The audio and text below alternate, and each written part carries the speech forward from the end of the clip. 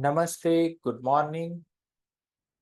तो हम सबके अपने अपने टीचर्स और गुरु के आशीर्वाद से, डॉक्टर हनुमान सर के आशीर्वाद से और सभी मास्टर ऑफ होम्योपैथी के आशीर्वाद से हम अपनी जर्नी को आगे बढ़ाते हैं। तो हम समझ रहे थे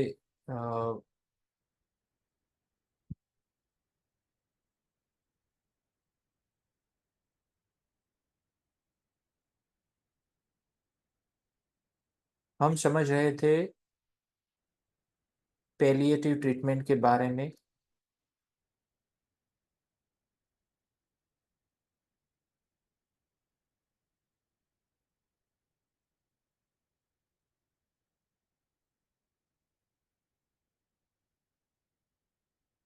और उसी जर्नी को आगे बढ़ाते हुए हम आज के सेशन को आरंभ करते हैं। इम्पोर्टेंट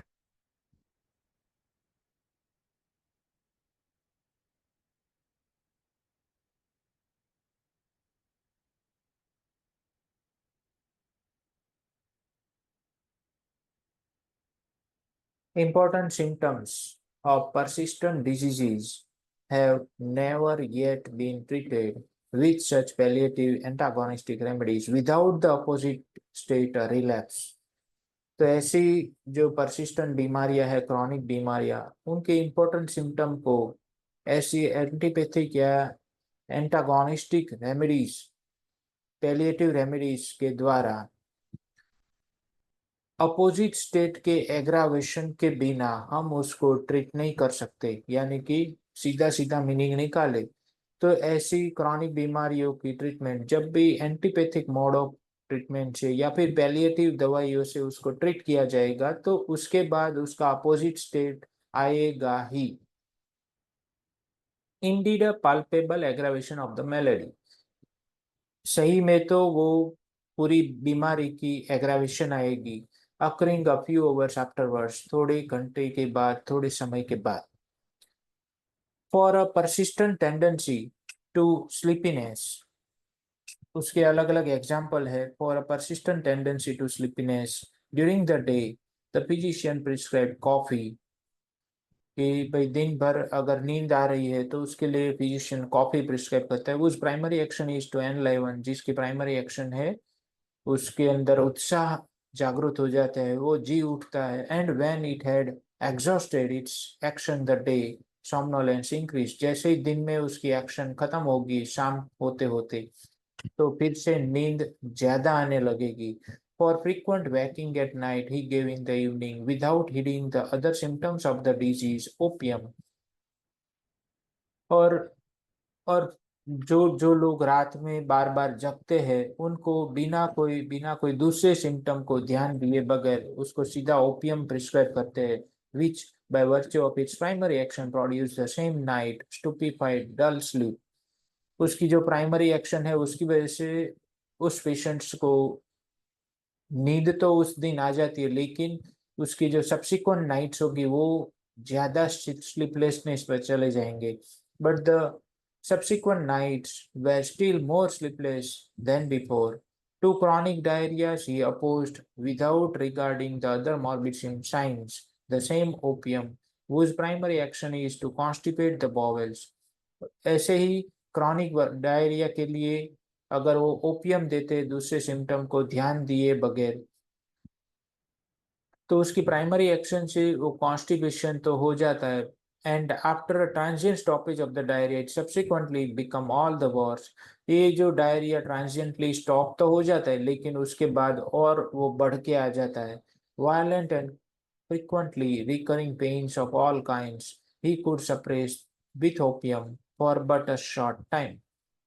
तो और जो जिन लोगों को ऐसे ही कोई वायलेंट पेन हो, रिकरिंग पेन हो, तो उसको उसी दवाई से, ओपियम से सप्रेस कर देते हैं, लेकिन वो शॉर्ट टर्म के लिए ही सप्रेस हो सकता है। दे then always return in greater often intolerable severity, फिर ये बाद में और बढ़ के आ जाते हैं। और some much worse affection came in their still, और या फिर उसकी जगह पे कोई उससे भी खराब बीमारी बॉडी में आ जाती। तो ऐसा हम डे टू डे प्रैक्टिस में, अपनी डेली प्रैक्टिस में हम ऐसे केसेस देखते ही रहते हैं। और एग्जाम्पल्स है, for nocturnal cough of long standing the ordinary physician knew no better than to administer opium. Ordinary physician को जो लंबे टाइम की नॉक्टर्नल कफ की बीमारी है, उन उन लोगों के लिए ऑर्डिनरी फिजिशियन को और कुछ पता नहीं है, सिर्फ और सिर्फ यही पता है कि ओपीएम दे देना है।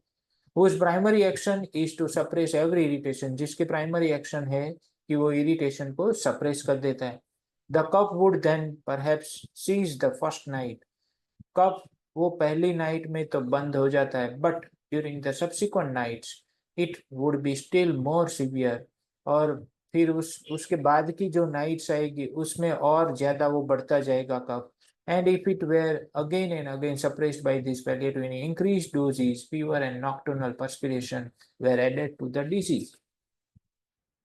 अगर इसको बार बार ऐसे ही ये पैलिएटिव से, यानी कि ओपियम से उसको दबाया जाएगा, या कोई भी उसका नेम हम जोड़ सकते हैं, क्योंकि होम्योपैथी में ये काफी अभी फेवरेट होता जा रहा है कि भाई स्पेसिफिक दवाइयाँ देना। तो वो माय डियर फ्रेंड्स कभी भी वो क्योर नहीं कर सकता, वो बीमारियों को सप्रेस कर सकता है, शांत कर सकता है, सबड्यू कर सकता है, लेकिन उसकी solution patient as a world देखने से ही मिलेगी। इन इंक्रीज डोजेज में फिर आप कितना भी आप देते रहेंगे, फिर उससे कोई फायदा नहीं होगा, उल्टा उसमें और दो डिजीज ऐड हो जाएंगे, दो सिम्टम ऐड हो जाएंगे, फीवर एंड नॉक्टर्नल पर्सपिरेशन। अब तीनों को हम जोड़े तो फिर वो पेशेंट धीरे धीरे टीबी की ओर चल पड़ता है, टीबी का पेशेंट बनने वाला है। Weakness of the bladder with consequent retention of urine, एक नया केस है जिसमें ब्लेडर वीकनेस है और उसकी वजह से यूरिन रिटेंशन हो रहा है, यानी कि यूरिन का ब्लेडर में भरा हुआ हो रहा है, उस वो बाहर नहीं निकल पाता।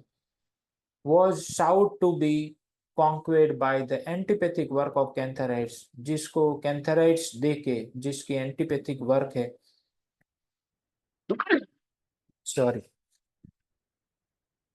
तो एंटीपैथिक वर्क जो कैंथराइड्स की है उससे अगर उसको कॉन्क्वेड किया जाए, यानी कि उसका सामना किया जाए, तो वो स्टिमुलेट करती है यूरिनरी पैसेजेस को प्राइमरी एक्शन में, और इससे यूरिन इवेक्यूएशन चालू हो जाता है। फर्स्ट इफेक्टेड होता है, certainly at first affected urine evacuation, but thereafter the bladder becomes less capable of stimulation and less able to contract and paralysis of bladder is imminent.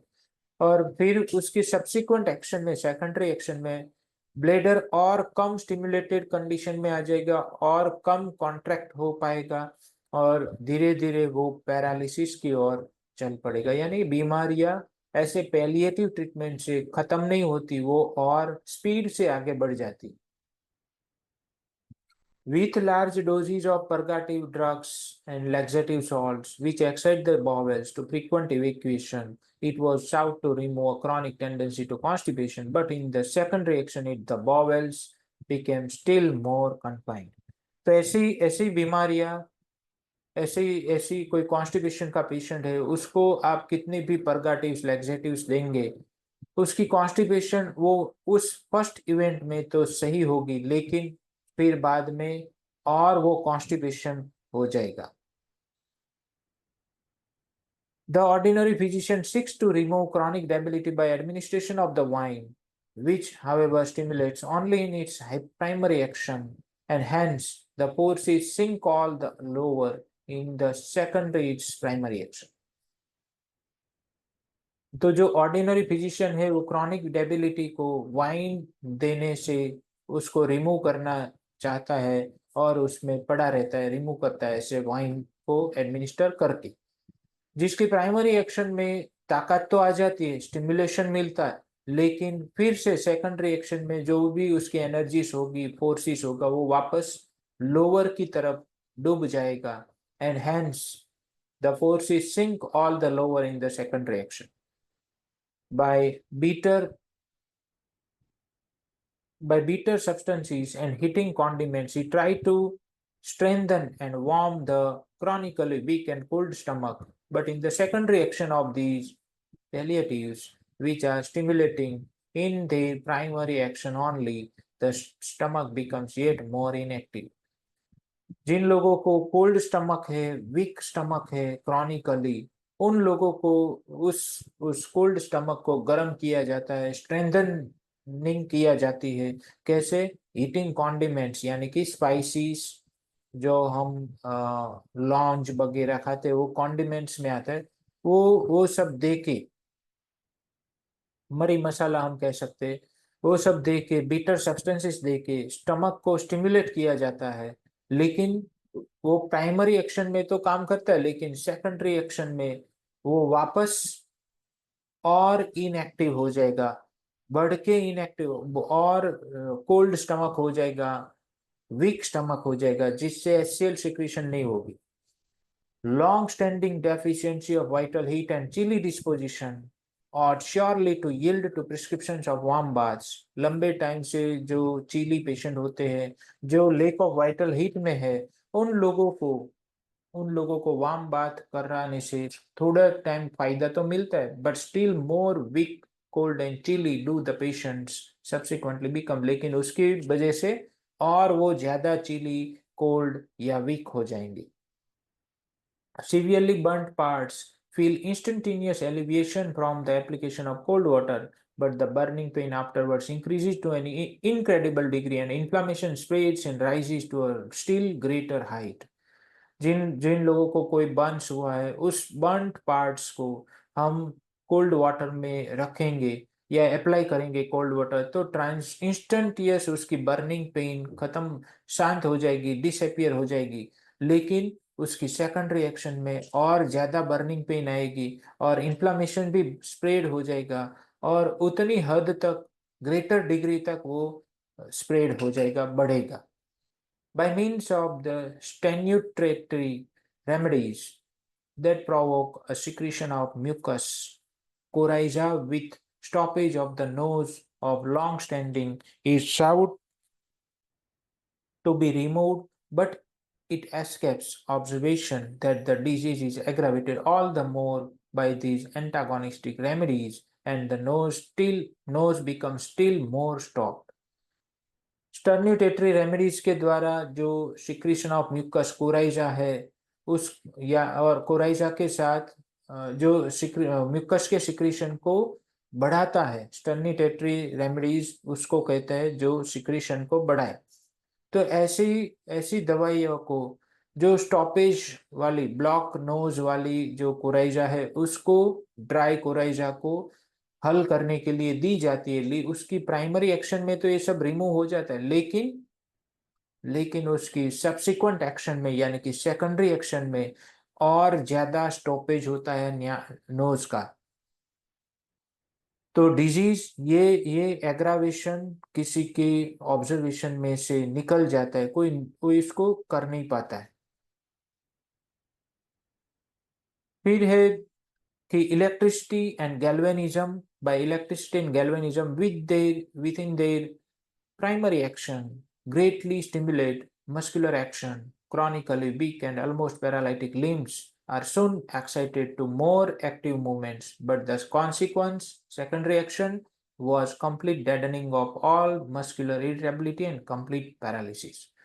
तो electricity and गैल्वेनिज्म muscular action को बहुत ज्यादा मात्रा में stimulate करता है, लेकिन जो लोग क्रॉनिकली वीक या पैरालिटिक लिम्ब के साथ है, उन लोगों को ये शुरू शुरू में तो ये एक्टिव मूवमेंट देता है, इतने एक्साइट कर देते हैं तुरंत ही, लेकिन उसकी सेकेंडरी एक्शन में almost loss of muscle action हो जाती है, इरिटेबिलिटी भी काफी खत्म हो जाती है और कंप्लीट पैरालिसिस की ओर पेशेंट अग्रसर हो जाता है। तो जिन लोगों को जो जो लोग फिजियोथेरापी करते हैं आपके पेशेंट, तो उन लोगों को ये क्लियर कट बोल देना है कि कोई भी इलेक्ट्रिसिटी या गैल्वेनिज्म नहीं करवाना है। सिंपल आप एक्सरसाइज करवा सकते हो, पेशेंट को मना ही बोल दो, क्योंकि वो सेकेंडरी एक्शन में आपकी दवाई की मौजूदगी के बावजूद वो सेकेंडरी एक्शन में कंप्लीट पैरालिसिस में ले जाएगी। तो जब भी फिजियोथेरापी चलती हो तो आपको एडवाइस करनी चाहिए कि ऐसे ऐसे ऐसी फिजियोथेरापी नहीं करनी है जहां पर इलेक्ट्रिसिटी या गैल्वेनिज्म का यूज होता।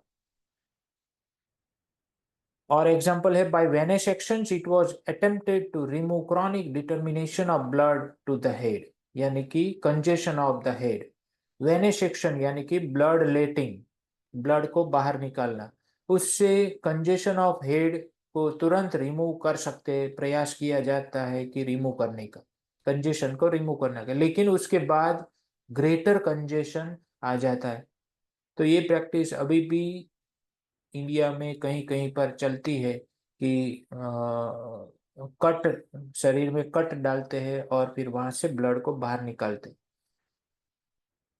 तो ये सेक्शन, वेने सेक्शन की प्रैक्टिस आज भी चलती है, लेकिन ये काफी वाहियात है, सामने से देखा। और आगे एक एफोरिज्म उसका स्पेशल आता है जिसमें हनुमान सर ने ये समझाया हुआ कि ये सब नहीं काम का।